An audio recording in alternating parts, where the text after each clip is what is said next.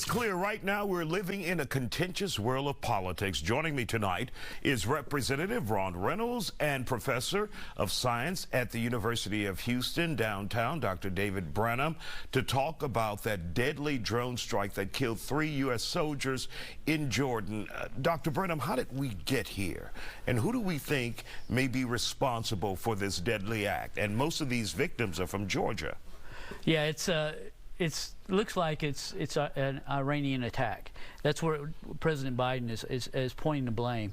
But this is a really bad situation because it's a drone attack, and by all looks, it should have been something we could have prevented. We have sensors to look at these things and so forth. Apparently, it looks like it's possible that they thought it was actually a United States drone coming in, and they misidentified it. Whatever it is, it's a bad mistake. And that's a mistake we cannot afford. You're absolutely right. We can't afford to do it. And we've lost 3 lives as a result. I mean, lives have been, families have been decimated because of this.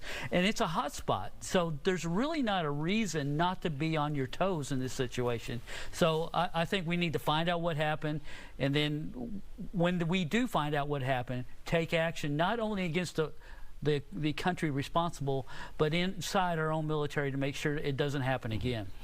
Is there a response in kind that we should respect from the prepare for from the United States? Well, President Biden is looking for that right now. The thing that a lot of people worry about is it seems kind of mechanical, that we're doing a response to, you know, these things that are going on, and people like President Trump in the middle of a presidential campaign are saying it's not nearly enough. If Trump was in office, when he was in office, there was a lot more unpredictability going on, and so there seems like there may have been more fear to do things like this when Trump was in office, and he's using that as part of his campaign right now.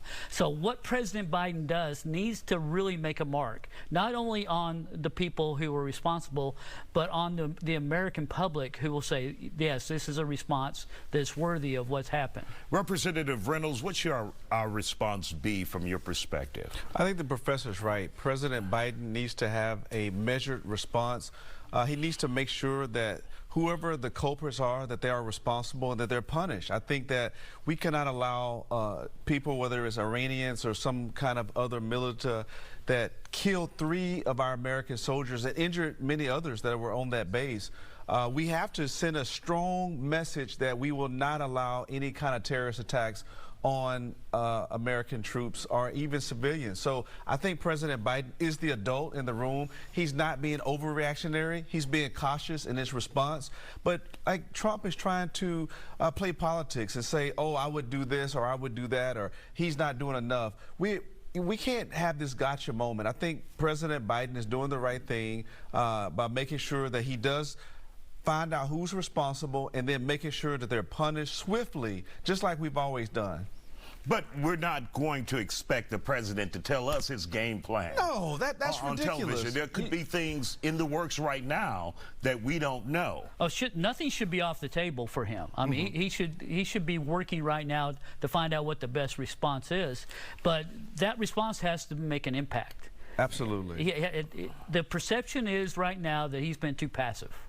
So we need to make a move, and that move has to show everybody that, you know, this is something they can't get away with. Really quick and last on the list, guys.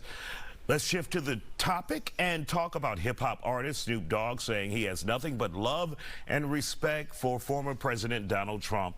Your thoughts? Ron, you're shaking your head before you even start. I want to say, Lord have mercy. I love hip-hop. I love hip-hop artists, and I have a lot of admiration for Snoop Dogg. I used to listen to his music and still do occasionally. But for the sake of God, I can't understand this one right here. I can't understand why you would sell your soul to a man that you know has no good for your community. He said it before in his lyrics, and now all of a sudden he said, oh, Trump ain't done nothing bad to me. We know for a fact that he gave a commutation to Death Row founder that gave him his first record label. This man was horrible. Trump gave him a commutation, and Snoop Dogg said, oh, it's all good now. I think this is ridiculous. I think some of the comments I've read, I support. It is a sellout to your community because Trump his policies have attacked the very community that buys and idolizes you from the hip-hop community, from the hood, where you grew up in L.A. and South Central. This is terrible. I'm so disappointed. Dr. David Branham, your thoughts on this? Well, I mean, Snoop Dogg isn't the first African-American hip-hop artist to come out and say, okay, I support Donald Trump. I mean, this is a different population than, you know, these are very elite, very talented, and very influential people. So, you know, somebody like Snoop Dogg, his opinions come out just regularly, and a lot of times those opinions are completely opposite. I mean, there are people who've been pushing conservative ideology among African Americans, like Thomas Sowell's been doing it for over half a century. Candace Owens is trying to make a living doing it. But these are just comments that aren't I don't think they're well thought out, but they're comments that coming off the top. They're reacting to what, you know, a good thing that they thought of, and that's just today's politics. All right, last 20 seconds. Sexy Red, Lil Wayne, stick to your hip-hop and your music. Stay out of politics because your opinions are Ice Cube. I mean, come on, stick to the movies, but don't tell me who to vote for because you obviously haven't done your homework. All right, thank you.